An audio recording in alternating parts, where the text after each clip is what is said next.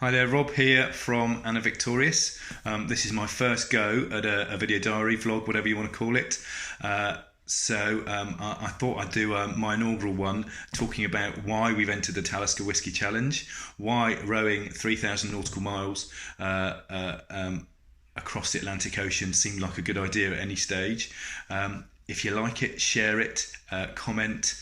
If you want to provide me some feedback on my presentation style, that would be much appreciated too. It was my idea initially for us to enter the Talisker Whisky Challenge, and so I just thought I'd talk through the journey that I went on to arrive at that rather crazy decision that this was a good idea. So in 2017, a good pal of mine, I think, was having a fairly minor midlife crisis, and invited me to go trekking and rafting in Nepal with him. I agreed. I didn't really give a huge amount of thought to it. I thought it sounded like a bit of a laugh. So 5 of us, all police officers. The other guys were all from firearms teams within the Metropolitan Police and Thames Valley Police. And we went off for a bit of a lads break. And to be honest with you, I had a fantastic time. I was blown away by the amazing country that Nepal is. But what really struck me was how much I enjoyed being part of a team, and being part of a team where we are working together with some degree of physical exertion. The trekking was relatively straightforward, but we spent the whole day walking up and down the Himalayas, and around the Annapurna circuit, for those of you who know it, and then we did a bit of whitewater rafting in a river called the Kali Gandaki River. I fell in several times and nearly drowned, but for me, it confirmed that actually I really liked being part of a team, and I really liked being part of a team that was undertaking some sort of physical exertion. So when we came back, the group that I went with were all sort of racking their brains about the next challenge that we could do, or next break we could do. We floated some ideas around some trekking in cooler climates, around perhaps doing some walking around the Grand Canyon in the US, which sounds absolutely amazing, and I'm sure will stay on the bucket list for a little bit longer. I watched a documentary by Ant Middleton. It wasn't really a documentary, it was a bit of a reality TV where he took a group of normal average guys and they reenacted the mutiny on the Bounty, where they were in a sailing boat and sailed 3,500 miles with some stops at some islands on the way, to reenact the mutiny on the Bounty that took place in whatever it was, 1789. And I thought, that looks really good fun. That looks amazing. I'd love to do that. And then that coincided with coverage from the 2017-18 Talisker Whisky Challenge, where the Four Oarsmen, which were a British crew, amateur crew, and they broke the world record, I think doing it in 29 days, 15 hours or something ridiculous. So I suggested to my Nepalese trekking friends that actually we could enter the Talisker Whisky Challenge.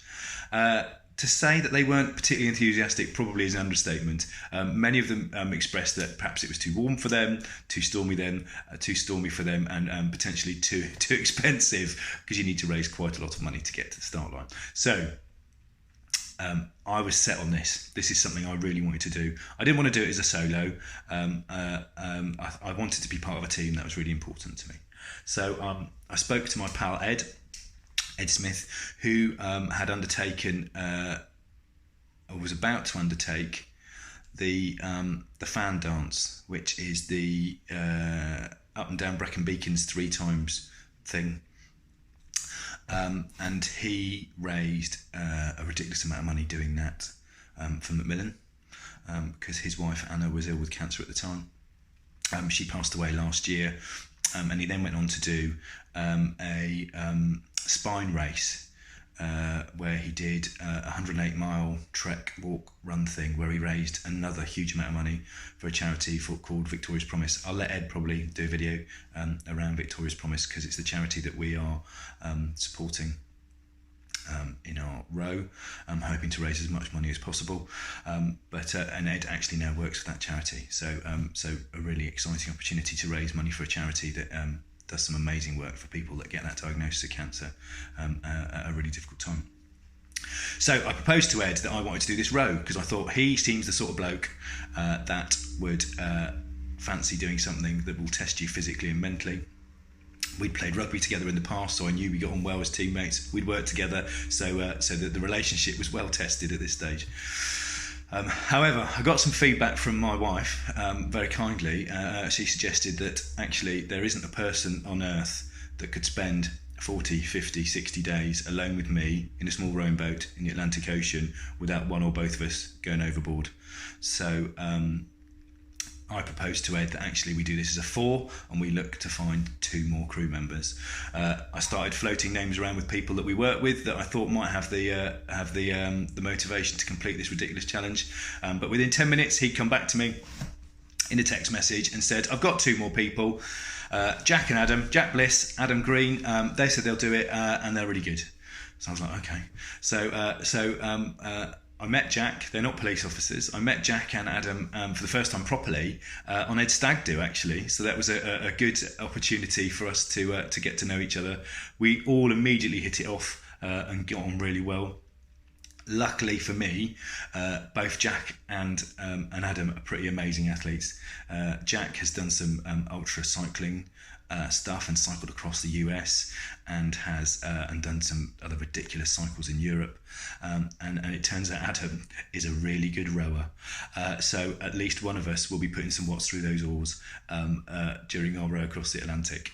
So the 4 of us are committed. We've paid the money. Now we need to raise. We've paid the deposit. Now we need to raise a large amount of money to get to the start line. We need to buy our boat. We need to buy our food. We need to ship the boat to La Gomera and back again from Antigua. And actually, we want to raise as much money as possible for Victoria's Promise. So this is kind of the start of our journey proper. And we're going to do some regular updates for you to keep you posted on our journey so far. Thank you very much.